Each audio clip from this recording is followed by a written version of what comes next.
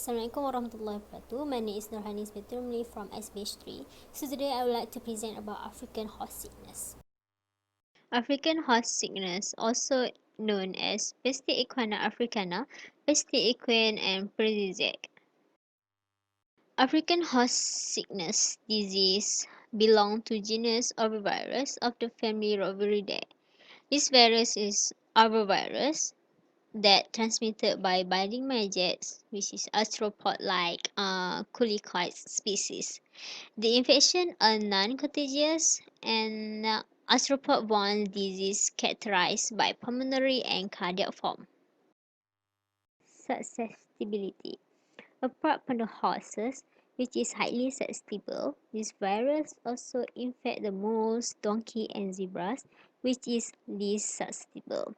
The mortality in the horses is the highest, which is 70% to 95%, followed by mules. The mortality is 50%, donkey 10%, and the last one, zebra, the mortality is rare. The geographical distribution. African horse sickness primarily occurs in Africa. Outbreaks have been reported in Egypt, part of the Middle East, Spain, Portugal, Morocco, Pakistan, and India. African horse sickness cases been reported in Malaysia, which is on 26 August 2020. 5 horses been confirmed to be infected by African horse sickness. In clinical sign, you can divide by 4, which is pulmonary form, cardiac form, mixed form, and fever. In pulmonary form, the mortality up to 95%. And the next one is cardiac form. The mortality is 50% or more. And in mixed form, the mortality is 70 to 80%. And the last one is fever. Mortality is typically recover. First clinical sign in pulmonary form, which is fever, severe respiratory distress, dyspnea, spasmodic coughing. And this picture show the horse with dilate nostril with frothy fluid oozing out. And the next picture shows the horse with redness of conjunctiva.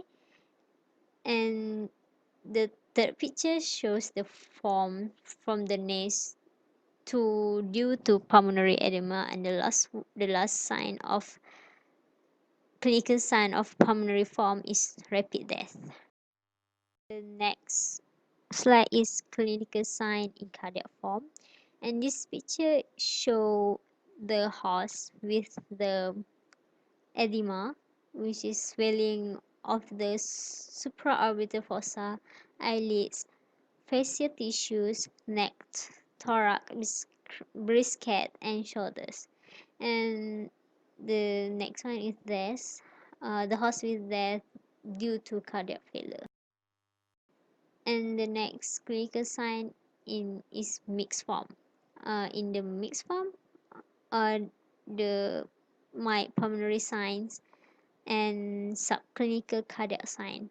And for the fever, it's just mild clinical sign, fever, and general mild. In the diagnosis, there are 2 types of diagnosis, which is field diagnosis and laboratory diagnosis. In field diagnosis, the prevalence of insect vector and clinical signs.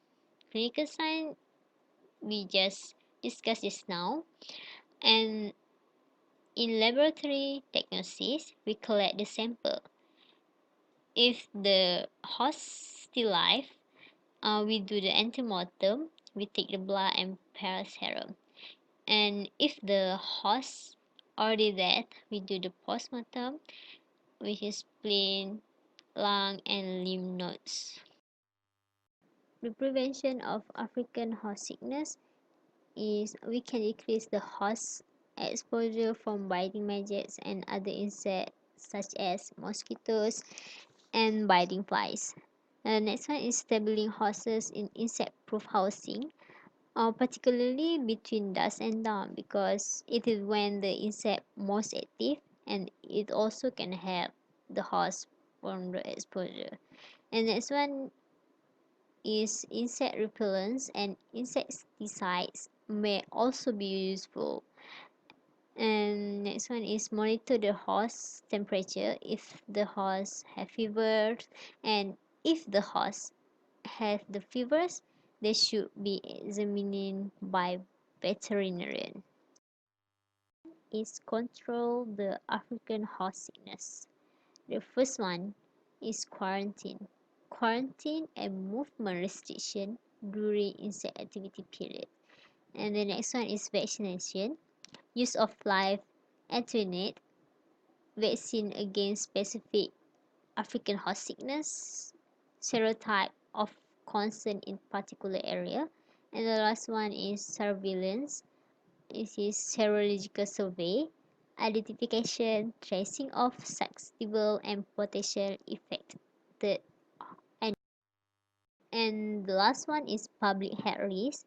Human cases of African horse sickness have never been reported, and the dog only can become infected by eating contaminated horse meat. That's all from me.